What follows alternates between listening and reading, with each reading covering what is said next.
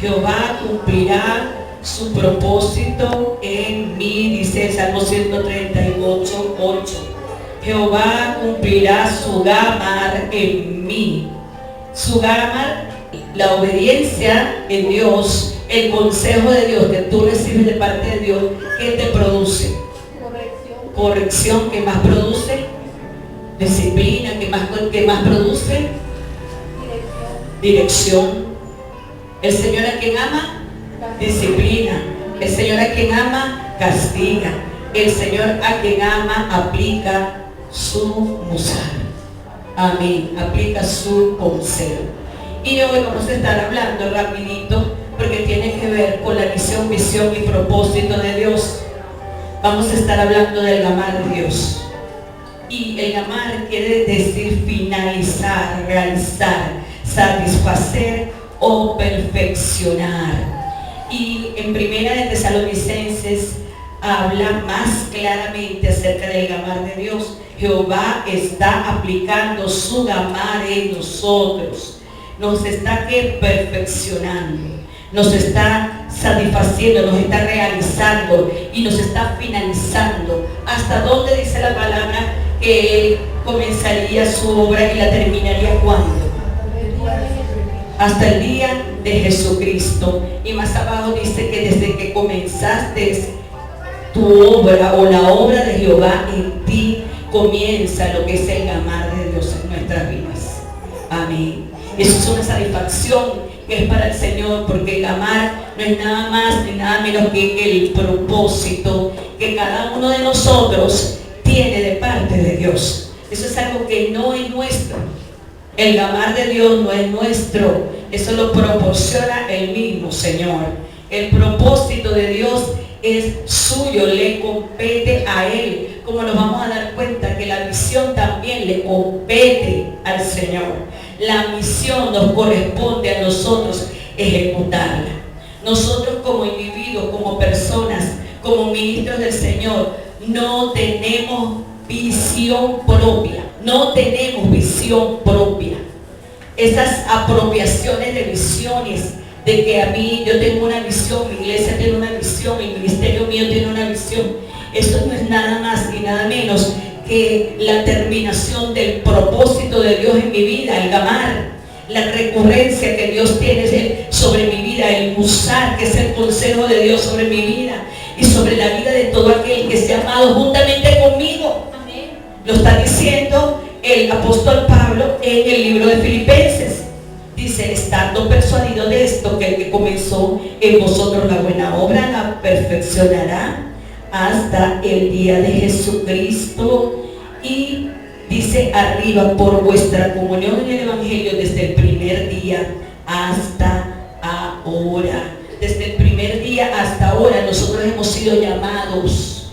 Nosotros hemos sido llamados en el gamar de Dios. Hemos sido llamados en el propósito de Dios. Amén. Cada reunión, cada congregación nuestra cumple un propósito, no un sueño, porque el Señor no tiene sueños. El Señor es más realista que la vida misma. ¿Dice amén?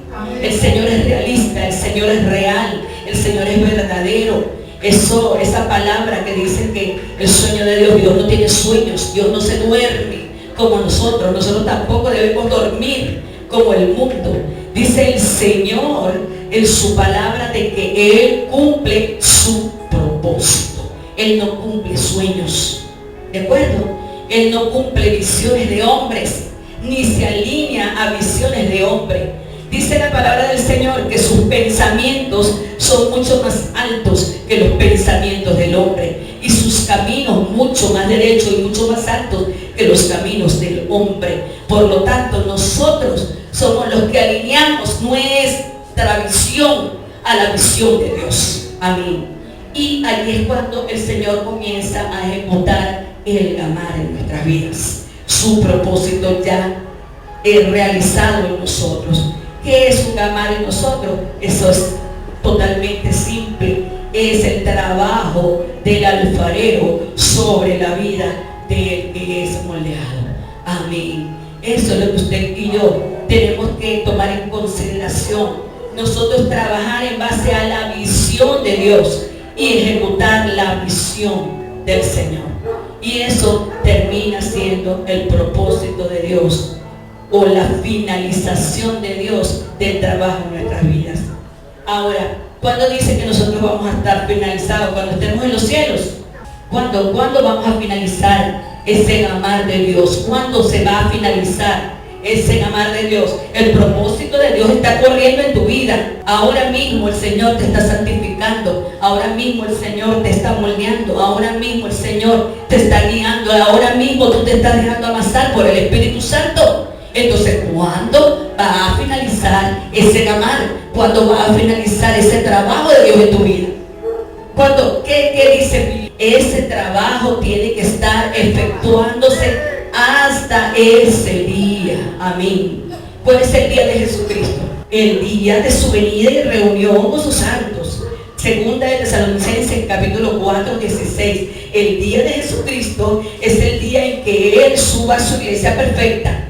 El día que Él suba a su mujer perfecta. Amén. Está perfecta porque está siendo sometida al gamar de Dios, aleluya, al propósito de Dios. Por eso es que David estaba claro de que el Señor, lo quisiera él o no, iba a cometer, o iba a hacer, o iba a efectuar su propósito en la vida de David. Y él decía: ten misericordia de mí, porque te guste o no te guste, Dios lo va a hacer, lo quieras o no lo quieras, lo desees o no lo desees. Donde el Señor te ha puesto es allí donde tú vas a devengar el trabajo que Dios tiene para ti. Es precisamente que el Señor nos lleva al lugar específico donde nosotros debemos desarrollarnos como individuos, como ministros, como célula en el cuerpo de Jesucristo. Si yo soy una adoradora, el Señor entonces me va a llevar a la visión de una persona que lo que hace es guerrear todo el día contra el enemigo, por ejemplo. ¿Será posible eso? ¿Será que el Señor como adorador me va a llevar a esa iglesia que tiene esa naturaleza? ¿O me llevará a una iglesia donde se adora al Padre en espíritu y en verdad? Eso es lo correcto. Él va a confiar en mí, su propósito, su gamar va a ser, va a efectuar en mí y me va a llevar hacia la visión correcta que Él quiere para nosotros. Aleluya. Yo le aseguro a usted que cada uno de nosotros, el Señor vio un adorador. El Señor puso sus ojos en nosotros porque nosotros de una manera o de otra íbamos a adorar al Padre en espíritu y en verdad. Porque era necesario que le adorásemos. Y dice la palabra que tales adoradores Él busca. Amén. Entonces, ¿el propósito se está cumpliendo en nosotros? Sí. ¿Correctamente? Sí. ¿El Señor está actuando en nosotros? Claro que sí. Amén. Entonces, ¿nosotros estamos en la visión correcta? Claro que sí. Estamos en la visión correcta. Otra de las cosas que quería hacer alusión, tú no dejas que el Señor cumpla su propósito en ti. Ya el Señor tiene preparado una persona mejor que tú. Sucedió con David. Y les voy a poner como referencia a Elías. Elías era un profeta, el profeta del fuego, le llamaban a Elías, un hombre que no le temía a nada ni a nadie. Simplemente era un portador de la gloria de Jehová y constantemente él emparedaba a la gente, a los falsos profetas y les decía: yo vengo en el nombre de Jehová. ¿Tú vienes en nombre de quién? Y eso era una constante guerra entre supuestamente un profeta que quedaba, que era él, y muchos profetas de Baal. Pero resulta que faltó nada más la voz de una mujer para hacerlo temblar. Y este hombre sale corriendo a esconderse. Una vez que este hombre se esconde, es sustentado por cuervos, usted puede ver en la historia cómo el Señor lo despierta, le dice: ahora levántate, porque tengo una última cosa para ti. Y una vez que lo llama y le dice: pondré a alguien más en tu lugar. El Señor no admite equivocaciones, hermanos. El Señor, cuando ya uno tiene razón de ser, cuando ya Dios está formando ya el principio de tu gamar en tu vida, cuando ya tú estás siendo moldeado por el Señor no permite que tú entres en errores, porque esos errores pueden ser muy caros. Ya Él tiene preparado a alguien mejor que tú para terminar su obra en ti, como así lo hizo con Elías. ¿Qué pasó con Elías? Bueno, simple, le dijo: ahora tú te vas a hacer de una persona y vas a ir al campo tal, y así fue, y así lo hizo Elías. Y Elías tomó su capa y lo lanzó sobre un agricultor, porque Eliseo no era profeta, Eliseo no era un rey, Eliseo no era ni siquiera, era un agricultor, era un hombre que araba la tierra en ese momento.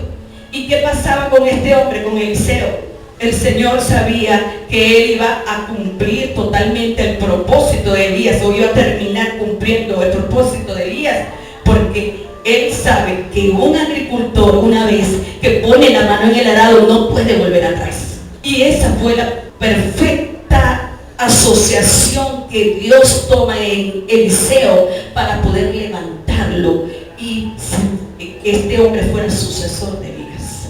Un hombre que fuera incapaz de dejar las cosas a la mitad. Pero una vez que ya eso fue cumplido en su vida, fue levantado alguien mejor que Elías. Tanto así que Eliseo pidió en ese mismo momento tener una doble porción del espíritu de Elías. Cada uno de nosotros, amados hermanos, somos agricultores. Y con esto termino. Cada uno de nosotros tenemos que arar una tierra. Cada uno de nosotros debemos tener, para arar una tierra y para poder sembrar, debemos tener semillas. Y esas semillas debemos llevarlas siempre en nuestros bolsillos. Siempre, todos los días. Usted no puede salir sin la semilla del Evangelio. Usted tiene que salir para poder sembrar esto en cualquier lugar. Para que cuando el Señor diga que ya se produjo el gamar de Dios en tu vida, ya finalizó su obra en ti, puedas ser quitado, puedas ser arrebatado, y una vez quedas tú en lugar de aquella persona que ya ha sido formada. Que el Señor te bendiga. Amén.